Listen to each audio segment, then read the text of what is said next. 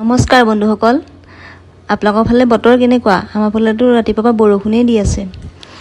ডাৱৰীয়া বতৰত আজি কিবা এটা বনাব মন গ'ল। আহকচোন চাওঁ কি বনাওঁ মই। এয়া লৈ লৈছোঁ অলপ নৰসিংহ পাত, ঘৰৰ নৰসিংহ, লগতে বেচন, তাত দিবলৈ মা মছলা আৰু ৰিফাইন। প্ৰথমে বেচনখিনি বাতি এটাত লৈ ল'ম। এয়া দেখিছেনে, বেচনখিনি ধুনীয়াকৈ লৈ লৈছোঁ। প্ৰথমে ইয়াত জোখমতে নিমখ দি ল'ব।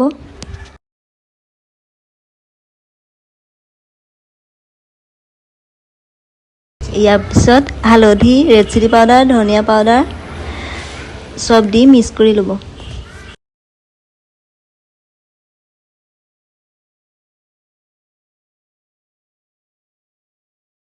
এতিয়া ধুনীয়াকৈ আটাইখিনি মিক্স কৰি ল'ব। এতিয়া ধুনীয়াকৈ পানী দি মিলাই ল'ব আটাইখিনি মিক্স হোৱালৈকে।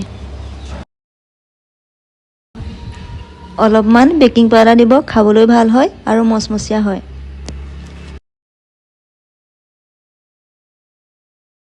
তাৰপাছত আকৌ চামুচেৰে লৰাই থাকিব সকলোখিনি মিক্স হৈ যোৱালৈকে। এয়া দেখিছেনে, এতিয়া সকলোবিলাক মিক্স হৈ গ'ল।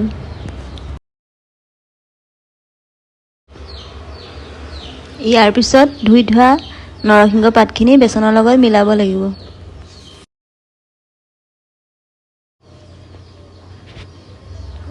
এয়া দেখিছেনে, ধুনীয়াকৈ মিলাই ল'ব। এতিয়া টাৱাত ৰিফাইন তেল দিব। তেলখিনি ভালকৈ গৰম হ'বলৈ দিব।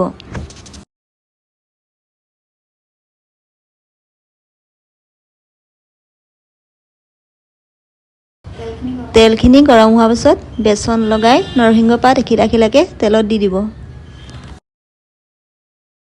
এয়া দেখিছেনে, মই নৰসিংহ পাত বেচন লগাই 4-5টাকৈ দি দিছোঁ।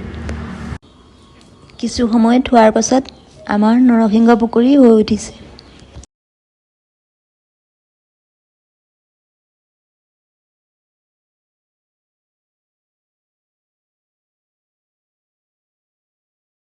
এয়া দেখিছেনে, কালাৰটো খুব ধুনীয়া লাগিছে।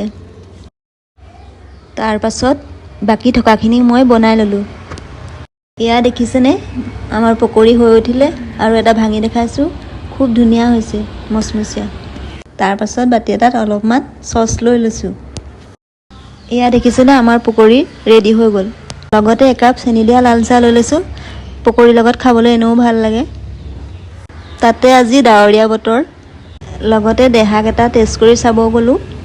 সিও খাই খুব ভাল পাইছে।